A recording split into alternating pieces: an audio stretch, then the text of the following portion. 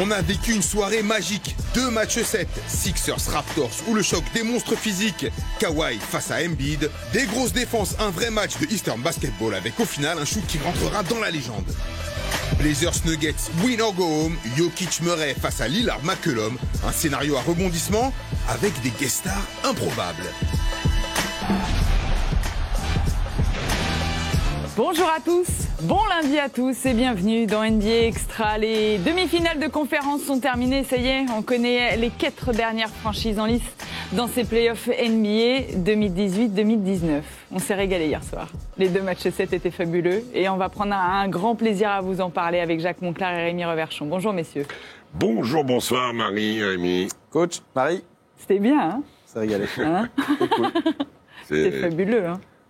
C'est le printemps, c'est toujours en basket, en sport co en général. C'est une période qui donne des émotions incroyables et des scénarios tout aussi incroyables. On s'est régalé et ce qui est formidable, c'est que c'est pas terminé en plus, puisqu'on va se régaler tout au long de la semaine donc avec ces finales de conférence que l'on vous proposera en intégralité et en exclusivité sur les antennes de beIN Sport. Avant cela, regardons qui sont les chanceux qui se sont qualifiés hier soir donc au terme de demi-finales de conférence pleines de suspense. On va commencer avec ce qui s'est fini il n'y a pas si longtemps. Les Raptors face aux Sixers. Joel Embiid face à Kawhi Leonard pour un match 7 au Canada. Avant de se plonger sur ce qu'il s'est passé hier soir, on va se rappeler un petit peu ce qu'il s'est passé dans cette série. C'est historique, un petit peu foufou, où ça a gagné du match à l'extérieur, où il y a eu plein de choses. Il y a eu du blowout, il y a eu du match serré. Et puis il y avait eu ce match 6 où Philly s'est offert la chance d'aller disputer un match 7 à Toronto. Ce qui n'était pas gagné parce qu'ils avaient pris une gifle au match 5. Donc voilà, on se posait juste la question de quel Joel Embiid pour ce match-là. Exactement. Oui, puis c'est une série où on a senti Philadelphie prendre l'avantage au début de la série. Après, on s'est dit, c'est plié, Toronto, ils vont passer en 6. Et on se retrouve sur un match 7. Et là, tout remonte. Et effectivement, le scénario Embiid depuis le début, il nous a fait quand même là un feuilleton en 7 épisodes avec le côté indestructible, inattaquable, quand il contre 5 fois, dominer un match, et puis après arriver la tête basse, dire à tout le monde qu'il est malade, et se retrouver avec une opportunité extraordinaire, ce match 7. C'est le sel du jeu. Voilà. Et pour lui, et pour tous les jeunes joueurs de Philadelphie, c'est une progression et un apprentissage. Et nous y voilà, dans ce match 7. Et voilà, Joel Embiid, Kawhi Leonard, le duel des stars que l'on attendait évidemment. Et on va s'y lancer avec un Kawhi Leonard régnant en première mi-temps. Coach, attaque, défense, tout, c'est lui le leader. Ouais, il pique les ballons. Ah oui, en plus, il les pique de loin avec les bras et les mains qu'il a. Mais bon, ils sont dans le match. Mais Philadelphie lâche pas. On voit qu'ils ont un problème à contenir Leonard, quand même, qui, dans ce match, va shooter 39 fois. Ouais, c'est vrai. Mais ouais. Joel Embiid. Incroyable. Qui va ici aller au lay-up. JJ Redick à 3 points. Les Sixers qui sont bien dans le troisième carton. JJ Redick, formidable. Tobias Harris, pas mal. Enfin bref, ils sont là. Le contre de Joel Embiid, ça ne suffit pas. Regardez derrière Serge Ibaka qui va s'en sortir. Il y avait une ambiance vraiment électrique dans ce match-là. Jurassic Park en feu devant la salle, évidemment. Comme d'habitude, tout le monde n'a pas pu rentrer dans cette salle. Kawhi Leonard continue de faire du dégât. Et va finir avec un énorme score, évidemment. Quand vous respectez pas le shoot, il met dedans Joel Embiid. Et c'est un mano à mano incroyable. Ouais. Et là, le 4e carton, il est vraiment... Mais c'est un régal de basket parce qu'il se passe plein de trucs. Du rebond, de la défense, des shoots fous, des changements de scénario. Regardez tout ce qui se passe. Kawhi Leonard, encore les 2 points, la faute. Il a terminé avec 41 points. Il y a un impact, on se dit, non, JJ Redick, un long 2 points et avec la faute. 85 partout. On est dans les 2 dernières minutes de ce match. Cet énorme shoot de Kawhi Leonard, son 2e à 3 points de la rencontre. Et pourtant, c'est pas encore terminé. Malgré ce ballon perdu, Pascal Siakam, là on se dit que les Raptors, ils ont quand même bien fait le break. Ouais, c'est le seul panier sur les 10 derniers qui n'appartient pas, le seul point qui n'appartient pas à Kawhi Leonard, qui manque se lancer. C'était pour les mettre à +3. Et du coup, 2 points d'écart. Jimmy Butler qui fait le choix d'aller au cercle. Et on se retrouve à 90 partout. 4 secondes et 2 dixièmes. Attention à Kyle Lowry. Il a bien le profil aussi de celui qui va régaler. Mais c'est finalement Kawhi Leonard, évidemment, qui va aller se mettre dans le corner. Leonard! possible. C'est pas possible. Le héros, c'est lui. C'est pas possible. Il a pris la franchise sur son dos, sur ses très larges épaules. Kawhi Leonard, il est allé chercher ce shoot. Non. Dans le corner, tout seul. Non. Comme un grand, le ballon qui rebondit une fois, 2 fois. 3 fois même. 3 fois et qui tombe dedans. Tout Toronto est désormais derrière cet homme-là. David Benarous et Eric Mikou vous l'ont dit, c'était incroyable et l'image qu'on retiendra c'est aussi celle de Joel Embiid qui sort en pleurs de ce parquet. Toronto l'a fait grâce à ce moment un petit peu magique. Jamais dans l'histoire de la NBA un Game 7 ne s'était joué sur un buzzer beater, et ben c'est fait et c'est grâce à Kawhi Leonard. On regarde les stats rapidement avec ce box score et donc cette qualification des Raptors pour les finales de conférence, une première depuis 2016. Beaucoup de ballons perdus pour les Sixers qui ont été un petit peu en panne dans le 4e quart-temps. Mais on va revoir avec vous, Jacques et Rémi, ce dernier tir réussi par Kawhi Leonard sur cette ultime possession des Raptors. À vous de nous expliquer un peu tout ce qui s'est passé. On regarde ça. Bon, déjà, il reste 4 secondes 8, je crois. 4 secondes 2, je crois, il me semble. 4 secondes 2, ouais. Le temps mort, la sortie pour Léonard, qui dérive à droite, on lui libère un peu l'espace. Il est quand même loin, il prend des appuis. Le changement de joueur se fait, le changement défensif se fait trop latéralement. Embiid aurait sans doute dû être plus près, voire même contester la descente à droite, quitte à ce qu'il retourne dans le trafic. Et après, vous savez, Kawhi Leonard, en général, il shoot souvent en avant et il a une trajectoire assez plate. Là, il y a Embiid en face de lui. Bon, ils sont à égalité, c'est un shoot très risqué. Il est en fade, c'est-à-dire qu'il est en recul, mais il a une trajectoire très Ave Maria, très arc-en-ciel. Regardez. Ouais. Et pourtant, là, il va être trop court. Le cercle est amical, c'est 5 fois que ça tombe. Et puis c'est écrit pour ça. Et lui, qu'on voit souvent la bouche fermée, là, il l'a bien ouverte. Le cercle est amical, que j'aime cette expression. Jacques, c'est vrai que Kawhi Leonard, il est allé dans un spot qu'il aime bien, dans un tir qu'il aime bien. Il réussit ce premier buzzer beater, comme l'a dit Rémi, dans un Game 7.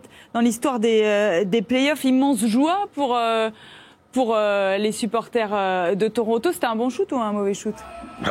Maintenant, c'est devenu un bon shoot. Ah, les bons shoots, c'est ceux qui rentrent, hein, de toute façon. Celui-là, il est rentré, c'est un bon shoot. La joie des Raptors qui ont vécu souvent des playoffs si compliqués et de grandes désillusions.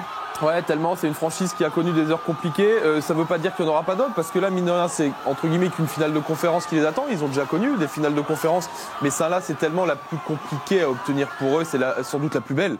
Et c'est la plus belle chance qu'ils aient de passer à l'étape d'après. C'est ça le truc, il n'y a pas de LeBron. Donc les finales NBA, aujourd'hui, elles sont accessibles pour les Raptors. Et vite fait, sur le shoot en lui-même, Nick Nurse a dû demander de ne pas aller dedans, hein, parce qu'avec la dissuasion d'Embiid, parce qu'il pouvait jouer un point, avec la dissuasion d'Embiid, la qualité de Butler, Simmons qui peut grimper, Tobias Harris, enfin bref, je ne sais plus qui y avait exactement, mais que le fait de jouer sur Embiid et avoir Embiid sur Kawhi Leonard, dans sa tête, il sait qu'il va prendre un fade avant, qu'il va dériver à droite jusque là où il peut pour dériver et faire son score. Après, comme dit Rémi, c'est sans fin.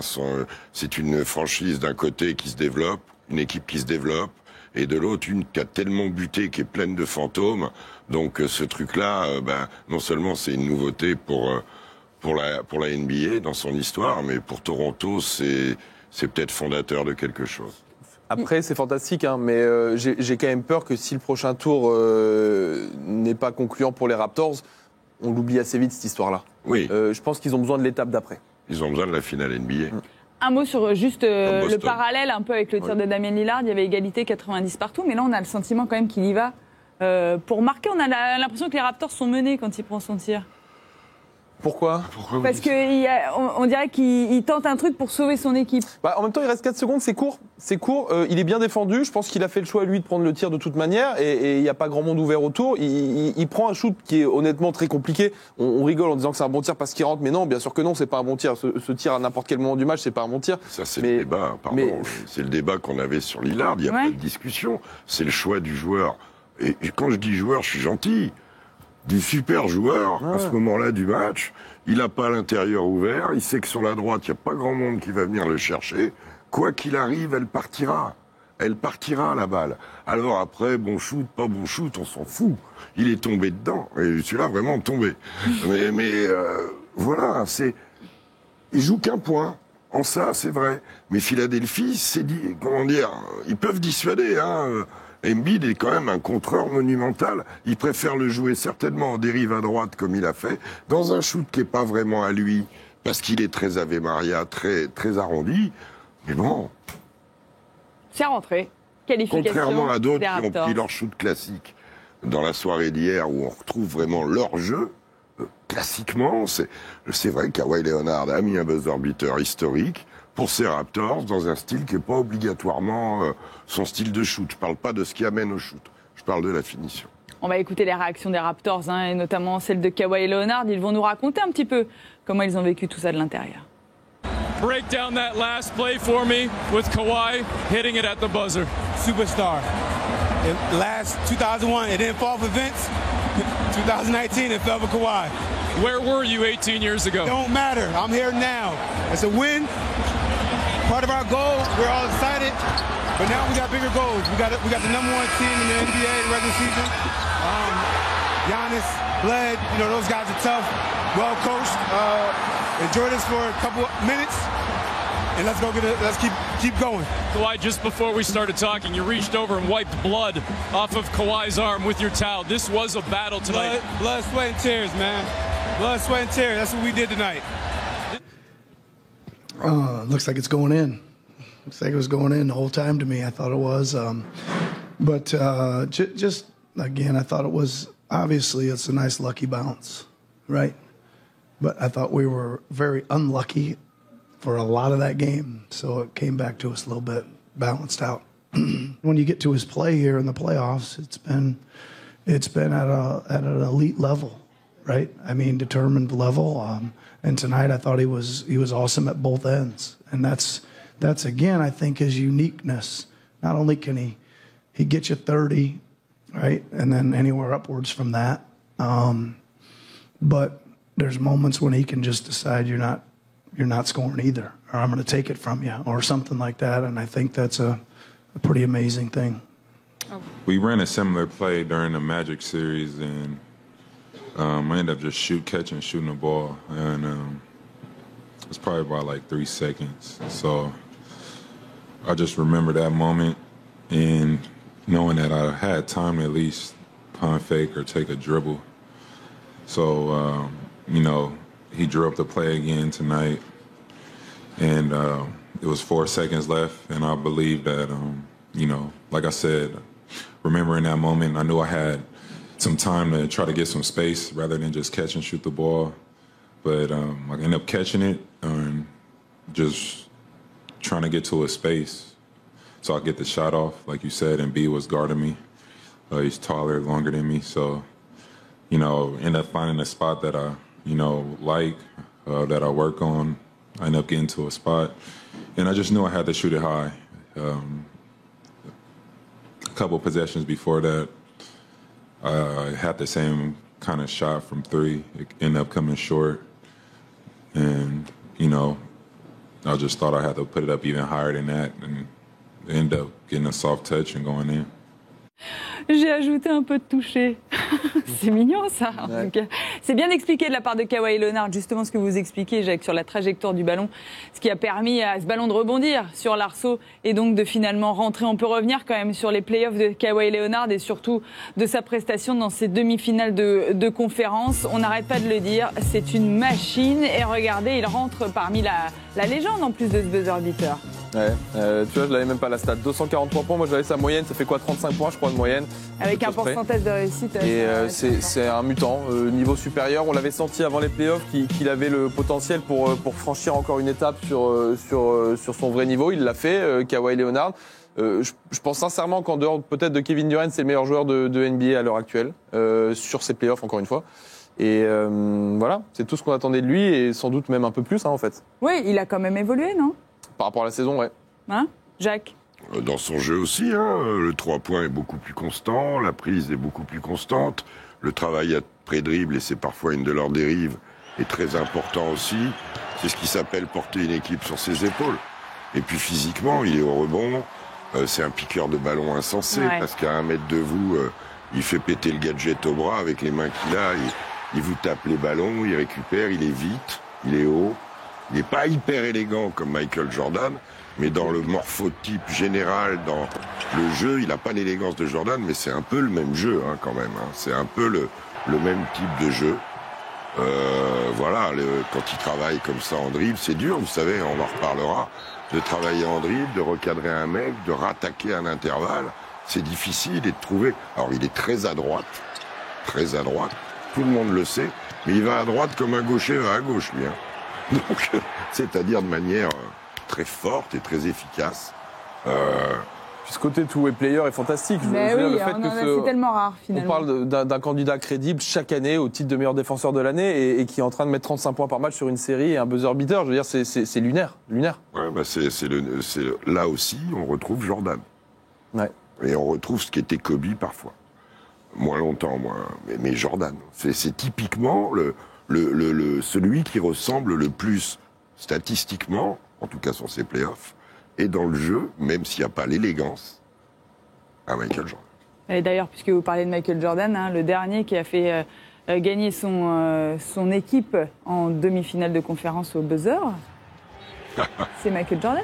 C'était le dernier en demi-finale de conf. C'est le saut, ça. C'est le saut. C'est le fameux The Shot sur Craig Gillot. Le fameux The Shot, 1989. Voilà. Il y a 30 ans. Vous vous rendez compte? 30 piles, ouais, c'est vrai, 89, ouais. Ouais, c'était sur Cleveland, ils s'en souviennent, les c'est pas Gillot qui est de passage, là? Si, Craig Gillot, c'est bien lui, ouais, le bien nommé. Pour boucler la ressemblance, est-ce que vous êtes surpris par Kawhi Leonard? On savait qu'il avait de grandes possibilités. On savait qu'aux Spurs, il était un peu limité justement dans cette explosion, non? Je sais pas. Est-ce que c'est aux Raptors qui permet d'être aux Raptors qui lui permet de s'exprimer comme ça? Moi, je pense que c'est un joueur fantastique qui s'exprimerait un peu dans n'importe quel système. Je pense qu'on avait plus ou moins senti quand même qu'il pouvait être très fort sur ses playoffs. La seule incertitude qu'il y avait vraiment, c'est que l'an dernier, il les a pas fait les playoffs et mine de rien, il y avait un petit point d'interrogation par rapport à ça parce que niveau physique, c'est pas la même chose, playoffs saison régulière et ça faisait 2 ans qu'on l'avait pas vu. Il répond, il est fantastique. Ouais. Il aurait été aussi fort partout, lui. S'il a des gens autour de lui solides, il sera fort. Après, je vais vous faire hurler de rire, mais la densité de joueurs fait qu'on a des finales de conférence extraordinaires, des demi-finales extraordinaires. Mais Kawhi Leonard, il a déjà été MVP des NBA Finals. Ouais. Donc, c'est un joueur de niveau très, très supérieur. Il a 2 titres, je crois, aussi. Donc, c'est quelqu'un qui a un vécu. Alors, même s'il n'était pas dans l'expression, il l'a en lui. Et les autres savent qu'il a ça en lui. Et ça joue autour de lui. Et oui, c'est vrai qu'ils n'ont pas été vénards, il a raison, Nick Nurse. Sauf sur le dernier shoot. Et finalement... Finalement, on ne retiendra que ça. Première finale de conférence depuis 2016, donc pour nos amis des Raptors. La 2e finale de conférence de son histoire, donc. Mais cette fois-ci, LeBron James n'est pas là. C'est la meilleure défense des playoffs. Les Raptors, c'est ça qu'on a voulu aussi retenir. C'est bien, 96 points encaissés de moyenne seulement, c'est bien. Et on avait pu peut-être douter par moment de cette équipe, de son potentiel sur ses playoffs. On a beaucoup parlé de Kyle Lowry, bien sûr. Mais maintenant, ils y sont. Et franchement, même s'ils ne sont pas considérés, je pense, comme favoris, on en reparlera plus tard de ça, ils ont une carte tellement importante et tellement belle à jouer, je pense. Il s'est dégagé quelque chose. Le retour de Van Vliet, même s'il n'est pas très bon, rassure un petit peu. Petite rotation hier, quand même. Ibaka. Et le grand Marc, l'ex-Grizzly et maintenant Raptor, il est utile aussi. Alors après, on se projettera plus tard sur la suite, mais sur Joel Embiid, il y a certes peut-être Joel Embiid qui était pas bien, qui avait sa saga, mais en face, Raptor, Ibaka, Gasol, ça a été solide. Et au fil de la série, Pascal Siakam a de nouveau élevé son niveau. Donc, les Danny Green et compagnie, on sait à peu près ce que ça va donner. S'il y a du catch and shoot, au bout d'un moment, ça tombera dedans. Bon défenseur, comme Ibaka, bon défenseur. Lowry, quand il enlève les sacoches, qui s'y met, il peut défendre. Kawhi Leonard, Rémi vient d'en parler. Marc Gasol, Ibaka... On va vous présenter d'ailleurs cette finale de conférence face aux Bucks demain, puisque tout débute demain. On va s'intéresser quand même à cette fin de saison des Sixers avec cette image très forte, les larmes de Joel Embiid au terme de ce buzzer beater, d'abord consolé par Marc Gasol. Il a été difficile à consoler hier. Ouais, c'était touchant. Ça, c'est immédiatement après le buzzer beater. Il est reparti comme ça. Il a eu des mots de Serge Ibaka aussi, bien sûr, de Pascal Siakam. Ils ont beaucoup tchatché sur le parquet avant qu'il sorte. C'est touchant, mais c'est là qu'on voit que... Je sais pas comment dire ça. Joel Embiid est un mec tellement attachant et on attend énormément de lui. C'est une superstar en puissance dans la ligue, évidemment, mais je pense que ça reste un gamin qui aime le basket, en fait. Et ça, c'est positif. Après, il faudra qu'il mûrisse dans son jeu, c'est évident. Il s'en est rendu compte sur cette série. Il faudra qu'il mûrisse dans son attitude, dans plein de choses. Mais aujourd'hui, c'est un gamin qui aime le jeu et c'est quand même une belle chose. Voilà donc pour cette image très forte, on va parler de Joel Embiid avec Jacques, mais on va d'abord l'écouter. Parce qu'il est passé bien sûr en conférence de presse comme tous les joueurs des Sixers, mais également Brett Brown. I don't know, Game 7, losing a game that way, last shot after a hard-fought game, I feel like we had a chance. A lot of things go through your mind and it sucks. I don't know, I can't explain it. It just sucks. You are a free agent. You have a big decision coming up. I'm not worried about none of that right now. I just got through losing. I don't want to talk about nothing else except for basketball. I think all year long, we did a good job of sticking together through the good and through the bad. It was definitely a fun run. We can compete with the best. Obviously, we didn't have enough tonight, but I'm proud of my guys. We showed fight the whole game, never let up. And I'm really proud of my guys for doing that and staying with it. It's hard to be the last man standing. And to see him have the emotion that he has, and he's one of many in that locker room, it is painful for all of us. But to your question with Joel, he'll look in the rearview mirror and remember this. He will come out better and smarter and stronger and more aware of really what it takes to play longer than we've been able to play. Vous en avez parlé déjà avant l'émission, Jacques, des mots de Brett Brown concernant Joel Embiid. Tout ça, c'est l'expérience qui va le faire grandir. On remonte. Donc, ils ont une opportunité, ils vont avoir un choix, Philly. Justement, avant qu'on se projette là-dessus, je voudrais qu'on montre où on en est, justement, pour les Sixers, puisque les futurs succès de Joel Embiid dépendent un peu de ce qui va se passer cet été pour nos amis des Sixers. Ouais, avec 3 vraies grosses questions. Alors là, on vous a mis beaucoup de monde, mais les vraies grandes questions, c'est Jimmy Butler, Tobias Harris et JJ Redick. Qu'est-ce qu'on fait de ces 3-là? Qu'est-ce qu'on propose? Qu'est-ce que eux ont envie de faire? Et des possibilités. Joel Embiid, Ben Simmons sont sous contrat. Joel Embiid qui soit le franchise player, il n'y a aucun doute là-dessus. Question sur Ben Simmons. Est-ce que les Sixers ont vraiment envie de continuer avec lui? Est-ce qu'ils seraient pas prêts à plutôt essayer de faire de la place à Jimmy Butler? Je sais pas. 3 des 5 starters donc des Sixers pourraient partir. On parle peut-être d'un possible trade aussi de Ben Simmons. Est-ce que le process repart à zéro? Est-ce qu'on continue comme ça? Est-ce qu'ils vont garder Brett Brown? Il y a beaucoup de questions quand même autour de cet été. Pour moi, le process, c'est Embiid-Simmons. Après, si un des deux s'en allait, ce ne sera pas Embiid. Bah voilà, vous avez tout dit. Moi, je pense que le process, c'est Embiid, en fait. C'est Embiid. Ouais. Donc, après, la question aussi, c'est Brett Brown. Ah oui. Voilà. Est-ce que sur le changement d'équipe, ils vont renouveler aussi le staff? Possible. Est-ce qu'ils vont laisser la chance à Brett Brown, qui humainement me semble très proche de Embiid, qui redevient le centre des choses totales? Ça me paraît être une option plus raisonnable, sans lui donner blanc-seing pour 4 ans. Mais je pense qu'ils ont intérêt, parce que, mine de rien, même si statistiquement, c'est comme l'année dernière, demi-finale de conf, ils ont quand même progressé. Je suis d'accord. C'est un échec cette saison ou pas? Non. Je suis d'accord avec ça, moi. Et je trouve que ce serait dommage de se séparer aujourd'hui de Brett Brown. Je trouve que c'est un mec qui a fait du boulot intéressant. Mais est-ce que c'est celui-ci qui va leur faire passer le cap nécessaire? Moi, je pense que ce qui peut leur faire passer le cap, c'est des questions d'ajustement du roster. Je suis pas persuadé que ce soit le coach qui soit à remettre en question. J'étais surpris, moi, de ces rumeurs qui sont sorties le matin du match ou la veille du match, en disant que Brett Brown jouait sa place sur ce match-là. Victoire, il continuait, défaite, il était viré. J'en sais rien, je sais pas si ça arrivera ou pas. Mais je suis un peu surpris.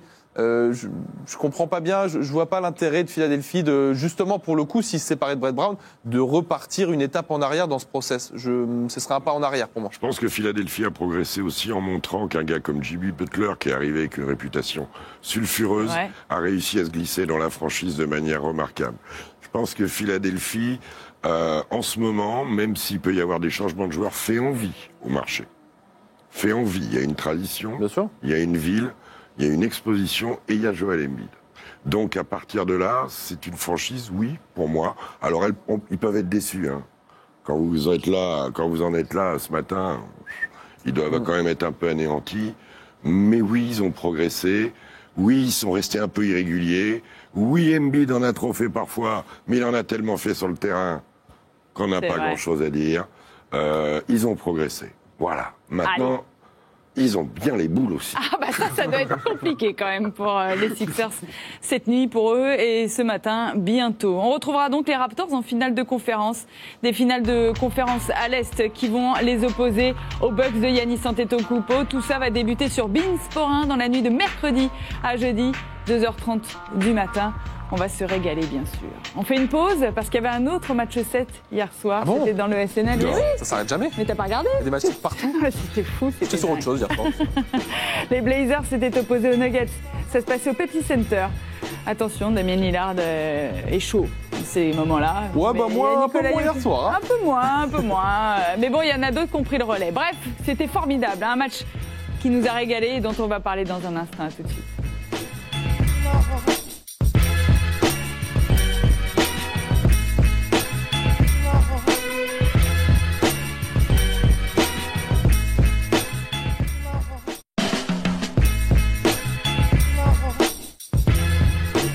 On est toujours en direct dans NBA Extra. Il est 13h15, 15 minutes pour parler du deuxième match 7 de la soirée d'hier. Alors, est-ce qu'on aura assez de temps? Je suis pas sûre.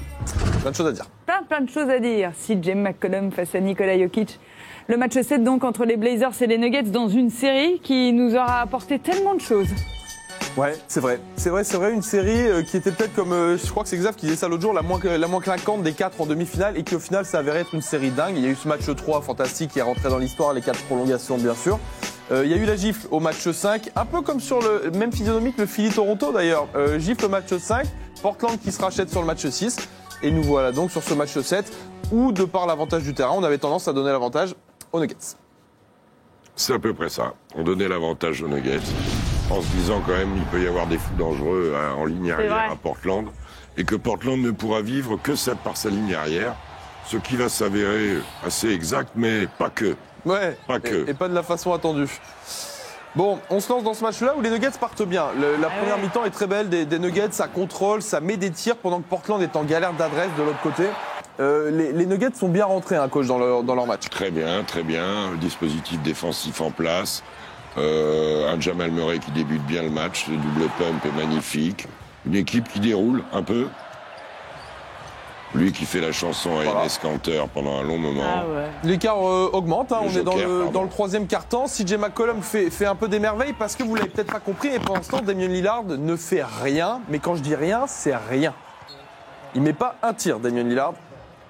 Et alors lui, par contre, il nous régale. CJ McCollum qui prend clairement le relais au niveau du scoring. Et ça, c'est un coup dur pour Portland. Vous avez peut-être pas vu la chute là de Rodney Hood qui se blesse au genou. Un écran dans le dos qui est régulier de Torrey Craig. Il n'est pas annoncé par Damien Lillard qui aurait dû le faire. Et là, il se fait fusiller. Alors, ça doit bouger en vertèbre et c'est la jambe qui ne marche plus. Match terminé pour Rodney Hood. Et c'est un coup dur pour ces Blazers. Jamal Murray qui est un petit peu plus en travers, mais bon, qui apporte par moments des choses. Ça, c'est le poster du soir signé Myers Leonard. L'utilisation de Myers Leonard, de Collins, et lui qui continue à attaquer, à alterner. Mais beaucoup de joueurs à 2 points hier, fantastique. L'importance du 2 points dans ce match, énorme. Qui pourtant est en voie de disparition en NBA. Damien Lillard, on l'a pas vu du match. Et dans le 4e quart-temps, il nous met des shoots importants. Quelle surprise. Et là, l'intelligence pour passer au milieu des grands, mais c'est pas possible. CJ McCollum, regardez. Et là, la mauvaise relance, et regardez, la bonne relance. Ouais, et là voilà. Parce que cette Curry passe devant, il ralentit parce qu'il peut dunker, Murray. Oui, mais pourquoi aussi? Parce qu'il est soft, Jamal Murray, là-dessus. Oui, mais il y a vrai. Curry qui passe devant, il peut pas les dunker. Ouais. Et là, Lillard qui s'embrouille et l'intelligence de Turner qui lui remet dedans. Et ça, c'est le shoot Stephen Curry-esque de Damien Lillard, mais alors complet. Et là, la magie est en train de prendre forme et le Pepsi Center est un petit peu tétanisé dans cette fin de match parce qu'on comprend qu'il se passe un truc. Jokic qui va tenter de jouer les sauveurs. Il y a une possession d'écart, mais plus que 30 secondes à jouer. Un petit point d'écart, 96-95. Ballon pour CJ McCollum, défendu par Torrey Craig. Le step back, il l'a fait toute la soirée. Il va finir avec 37 points, CJ McCollum. Et le break est fait pour les Blazers. Allez, c'est pour ramener un petit peu les Nuggets. Jokic, qui nous rate un lancer franc à ce moment du match. Derrière un temps mort, il y a petit bras. Le deuxième est dedans. Il y a 2 points d'écart. Il faut prier à ce moment du match, que vous soyez d'ailleurs pour Portland ou pour Denver.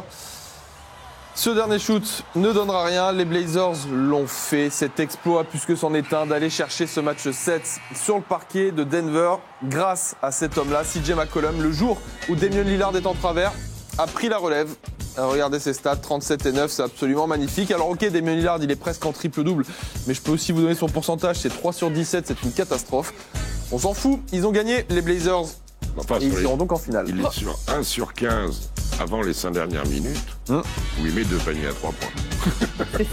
C'est ça qu'on retiendra aussi. Première finale de conférence pour les Blazers depuis 2000, autant dire une éternité. On va écouter CJ McCollum. Ah, on ne me dit pas. Si, c'est bon, alors on va l'écouter. Honestly, I got enough motivation. I got it out the mud. I went to Lehigh University. You know what I'm saying? No one's ever been drafted from there before. So for me, it's just about showing what I can do every night and keeping the door open for the next mid-major. He's the heart and soul of our team, man. He's done a great job of empowering us and leading us. And obviously, a night like tonight, you know, we all struggled from the three-point line, but I just kept telling him to be aggressive. And, you know, he's seen I had it going, so he kept making sure I was staying involved in the offense and getting shots. And then down the stretch, I just told Coach, flatten it out. I mean, he can't check me. And I'll get us a bucket, or at least get us a good shot, and that's what happened. It's unbelievable to see, you know, how hard everybody worked. Nurk went down. Rodney Hood goes down tonight. Our organization does a good job of picking up key acquisitions. We get Rodney Hood, we get Ennis. Myers steps up big for us. Zach Collins, who a lot of people said, you know, why are we drafting Zach Collins? You know, that's why we drafted him. The defensive intensity, his offensive versatility. Mo was great. You know, Mo and Chief didn't start in the second half, but Mo came in ready to play, and that's just a credit to our staff and our charisma. Voilà donc pour CJ McCollum qui met en avant bien sûr le collectif des Blazers qui a répondu présent, c'est vrai. Mais c'est comme ça qu'on aime le basket. Mais oui. Lui, il a traîné tout le monde, mais autour, les Harkless, Zach Collins, Evan Turner, ils ont été fantastiques. Kanter, il a mis 2-3 paniers, il n'en a plus beaucoup. On peut revenir quand même sur la performance de CJ McCollum qui a été exceptionnelle hier soir. 17 sur 29 au tir. Deuxième gros match d'affilée pour lui. Il avait été un peu plus transparent dans cette série. Il lui a fallu un très bon match 6 et ce fantastique match 7 pour se rappeler au bon souvenir de tout le monde. CJ McCollum, il faut garder en tête que c'est un mec qui sort de nulle part. Il vient de la fac de Lehigh dont personne n'avait jamais entendu parler avant lui. Il est drafté par Portland dont on attend, alors je vais pas dire pas grand chose parce que ça reste un mec drafté relativement haut, mais bon, rien à voir avec l'impact qu'il a aujourd'hui. Et il nous qualifie les Blazers quasiment à lui tout seul hier soir. C'est la belle histoire du jour pour Portland, c'est incroyable. Et cette capacité, Rémi, à prendre les shoots qu'il aime. Le mec, il est allé à l'endroit où il venait d'en mettre 2. Et voilà. Et puis enchaîner encore une fois, derrière 8-10 dribbles, allez vous faire techniquement en coude, prise d'appui. Fantastique. Il n'a pas été tout seul quand même, CJ McCollum, hier, et on voulait souligner quand même la performance d'Evan Turner, totalement invisible pendant les 6 premiers matchs, et excellent surtout dans le 4e quart-temps hier soir. Et bravo à Terry Stotts d'avoir senti le truc, parce que hier, je ne sais pas si vous avez fait attention, pourquoi il est bon et pourquoi il joue, parce qu'il prend la place d'Al-Farouq Aminu, qui ne joue plus dans ce match-là, alors qu'Al-Farouq Aminu, c'est une des pièces de base du système Terry Stotts. Et Rodney Hood. Donc il se retrouve aussi seul sur le poste. Voilà. Il menait le jeu, il défendait sur Millsap, il tenait le ballon, il prenait des rebonds, il a mis ses lancers. Mais c'est ça les playoffs. Il y a de la fatigue. C'est un talentueux lui. Les joueurs. C'était un choix quoi, de 2 drafts ou un truc très élevé. Oui, très haut. Philadelphie à l'époque. Je crois. Oui, je crois, je sais plus. Et après c'est Indiana, ça se passe pas bien, il arrive là. Les joueurs complets et physiquement solides, dans une série de 7, ils apparaissent. Et vous les avez vus, là. Vous les avez vus. Même le petit Seth Curry, il n'a pas mis dedans. Ouais. Mais non, il n'a pas mis dedans. Mais il était là dans le jeu. D'ailleurs, on va avoir un Brotherico. Et oui, un Brotherico fabuleux. J'aime beaucoup. C'est une vraie surprise pour vous de voir les Blazers en finale de conférence à l'Ouest? Ça devrait pas, parce qu'ils finissent 3e de la saison régulière. Donc quand t'es 3e, il n'y a pas de scandale à être en finale de conf. Mais sincèrement, ouais, ça l'est. On les voyait tous perdre face à OKC au premier tour. On va être honnête une seconde. Tous, mais pas loin. et maintenant, ils se retrouvent là à aller taper un match 7 à Denver, qui était pourtant solide à domicile. C'est une surprise, mais moi je trouve que c'est une très belle surprise. Elles sont pas toutes belles les surprises, hein, là, c'est une très belle histoire. C'est une belle histoire, oui, c'est pour moi une belle surprise. Immense respect pour ce qu'ils font et l'état d'esprit qu'il doit y avoir. Parce que quand vous avez une équipe où les mecs, ils n'ont pas joué de l'année, parce qu'il y en a qui n'ont pas joué de l'année, ou pas bien utilisé avec leurs espérances et tout. Et quand ils sont bons dans ces moments-là, je peux vous dire que tout va bien dans l'équipe. Hein. Et ils ont 2 chefs. Ils ont le chef ultime, Damien Lillard, et ils ont le petit McCullough, qui est une espèce de lutin, comme on en trouve parfois en NBA. Voilà, ils ont perdu Nurkic, Kanter s'est élevé pendant un moment, mais il touche son plafond de verre, Kanter. C'est la défense. Et là, Collins, s'y rentre, il vous met des tartines à tout le monde. Même Meyers Leonard, hier, il est rentré, il braillait, il en a collé un gros. C'est une belle expression, Mo Harkless, les autres. C'est une excellente expression d'un staff qui a bien fait son boulot, d'un groupe qui a bien réagi, et d'une équipe qui est là, et qui... On va m'expliquer, ils ont que des choses à gagner, eux, depuis qu'ils ont éliminé OKC. Hein. Et ils sont en train de faire le plein, parce que entre le panier de Lillard, le match 7 à... Les 4 prolongations, bref, on va se régaler encore avec les Blazers. On écoute quand même la déception des Nuggets hier. Rappelons qu'ils étaient 2e de conférence, quasiment invincibles sur leur parquet. Mais cette fois-ci, c'est pas passé hier soir. Sad disappointment just because... It was a tough game and we had our chances, they had their chances and they just used it smarter, I can say like that. I'm just asking for the guys who's going to come next year to come better and prepared to do bigger things. They look at me as a leader, they look at me as their best player, so yeah, I miss those free throws, that one free throw in the end, and I miss free throw in the Portland game, that 4 overtime. It just, I mean, probably, I feel responsible just because I think I miss a lot of shots. Yeah, I miss a lot of shots, and I'm supposed to make some of those. So it was a physical game. It was a tough game. That's it. No, it's improvement for us. This is our first time being here. I don't know. Probably next year we're going to be better. For us, tonight is the end of the season, but I'm not going to allow this Game 7 loss to take away from a magical year. And it doesn't feel that way right now, but when I reflect and when our players reflect on what we're able to accomplish, hell of a year. Couldn't ask for anything more from our guys. La justesse des mots de Mike Malone qui regarde déjà vers l'avenir, mais qui veut aussi ne pas oublier tout ce qu'il s'est passé pour les Nuggets qui n'avaient pas disputé les playoffs depuis une éternité, depuis 16 ans, ne l'oublions pas. Ouais, la saison, depuis 6 ans, pardon. Je suis surpris non, je devrais pas parce que Mike Malone a l'air d'être un mec top, mais cette maturité là, juste après la défaite, je trouve ça très beau. Il a raison, saison magique pour les Nuggets, 2e à l'Ouest, c'est fantastique et longtemps premier devant les Warriors. Un premier tour où ils étaient pas sereins de l'avis de beaucoup de monde aussi face aux Spurs, ça passe en 7 matchs. Bon bah là, écoutez, ça tombe. C'est dommage qu'il y a cette fin un peu en queue de poisson là parce que c'est pas ce qu'ils espéraient. Mais la saison est magique, moi je suis d'accord.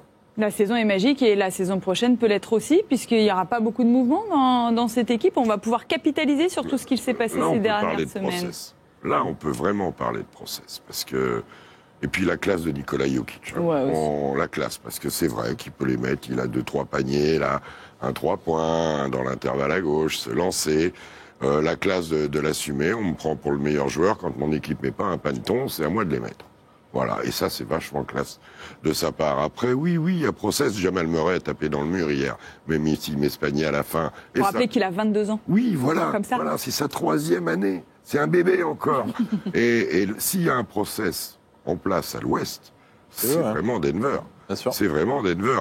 Après, tous les gars qui ont tapé dans le mur hier aussi, Gary Harris, Malik Beasley, Will Barton, en plus, lui, c'est un ancien de Portland.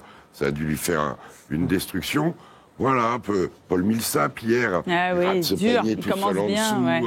Il n'a pas été... C'est un match 7, là, ils ont été rattrapés aussi par le physique, je crois. Un peu fatigué. Je pense que Portland, même handicapé par les fautes hier, il y en a de partout, ils ont mis une intensité un poil supérieure qui n'est pas dans la nature des Nuggets. Et le jeu des Nuggets n'a pas été non plus un jeu de relance.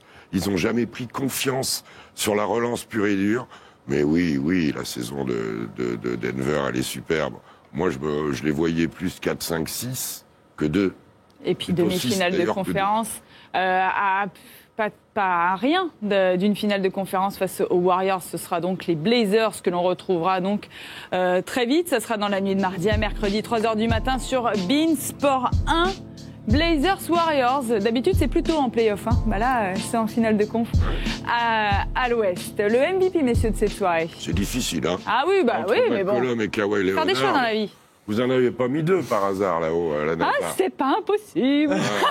Comment on le fait CJ Leonard. Ah ouais, non, on a mis Kawhi Leonard. Parce que comme il en a mis 41, il met le buzzer beater et 8 rebonds. Et c'est historique pour les Raptors. Merci, Jacques. Merci patron. On regarde le top 5 de cette fabuleuse soirée. Seth MacFarlane shit. Orville running that out of space. Fuck, I'm gonna keep this in the beginning, too. Here comes Butler. I'm ready to kick it. Give me the number, you know I'ma flip it. Writing this shit like I'm Lemony Snicket. If she looking better, you know I'm a dickhead. I whip it out, then let her look it, I'm wicked. I'm awesome, I'm icy, I'm flossing. Literally shit is literary. I eviscerate any of my adversary when I rolled up, showed up, leave them told up. If you represent, then throw up. Tell me if you really wanna get it, cause you motherfuckers better be ready for the moment that I'ma give it to my monster. Like Nicki on Twisted. Don't look away, no, you don't wanna miss it. I'm glad everybody can listen me fit it. I hit her with the black like that, don't miss it. Bitches, they all almighty. I know you loving this shit. Rappers, they run when I spit. Look, let me reload the clip. I'm kicking this shit like Kung Fu, kicking this shit like Corday do. Kill them all, then hit a rendezvous. Killing these beats like Kanye do. Like Jesus, believers, my Jesus, I'm ballin'. Top 5 alive, but number 1 calling. They say, Bobby, Bobby, Bobby, you so busy, so shameless. Hit another level when your ass got famous. Now they taking shots at the boy, but it's aimless. That purple micro red dot, I'm high and I'm killing shit. Since 2009, I'm feeling fine, yeah, I'm still in it. Changing with the times when I rhyme, people feeling it like real. They say like a gift and I be like, oh yeah, I'm rich, I'm healthy, I'm happy, and I'm wealthy. Money like my last name, Banks, bitch, you Jeffrey. Bitch, you Jeffrey like shit. You salty, I said you salty cause you sluggish. I made it cause I'm me, ain't switched the image like I'm thuggish. I'm ballin' like the nugget. They hatin', I'm like fuck it. Et incroyable, il y a déjà un t-shirt qui est sorti au sujet de ce tir de Kawhi Leonard. Ouais. Quelle surprise. Mais oui, bah, en plus il est assez surprenant si ça arrive à arriver là en régie. Voilà. Magnifique. Ça vous plaît? Ouais, ça m'a bien plu. Oui, ça nous rappelle quelqu'un, si vous voyez ce que je veux dire. Kawhi.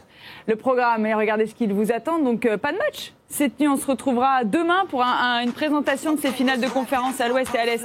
Ce sera avec Jacques et Rémi. Et donc, dans la nuit de mardi à mercredi, on commencera avec la conférence Ouest et on enchaînera avec la conférence Est dans la nuit de mercredi à jeudi. Les finales de conférence, c'est chaque nuit en direct et en intégralité sur les antennes de beIN Sport. Avant de se quitter, on voulait embrasser quelqu'un de très particulier pour la team NBA, Rémi. Ouais, notre ami Flo Di Massio qui nous a permis pendant toutes ces années d'avoir l'air tout beau à l'antenne, comme sur cette photo par exemple. Il est à droite là, évidemment, c'est lui. Celui qui met le doigt à gauche dans la bouche de Jacques Monclar, je ne sais pas qui c'est par contre.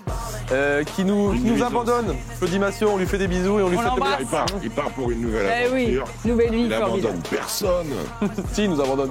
Oui, mais il va nous manquer et puis bravo pour tout ce qu'il a fait. Mais il a bien profité aussi. Hein. Oui. On s'en est bien rendu compte sur les différentes photos qu'on a pu voir. Francisco, il les a testés. Et puis, alors, tous les outlets des régions de Villeneuve, il les connaît. Hein. Merci, messieurs. Passez tous une excellente journée. Reposez-vous bien cette nuit. Sortez, comme vous conseille Rémi, souvent quand il n'y a pas de match. Et rendez-vous demain à 12h45 pour la suite de ces playoffs passionnants. Bonne journée. You know I'ma flip it. Writing this shit like I'm Lemony Snicket. If she looking better, you know I'm a dickhead. I whip it out, then let her look it, I'm wicked. I'm awesome, I'm icy, I'm flossing. Literally shit is literary. I eviscerate any of my adversary when I rolled up, showed up, leave them told up. If you represent, then throw up. Tell me how you really wanna get it, cause you motherfuckers better be ready for the moment that I'ma give it. I'm a monster like Nicki on Twisted. Don't look away, no, you don't wanna miss it. I'm glad everybody can listen me spit it. I hit her with the black like that, don't miss it. Bitches, they all on my dick. I know you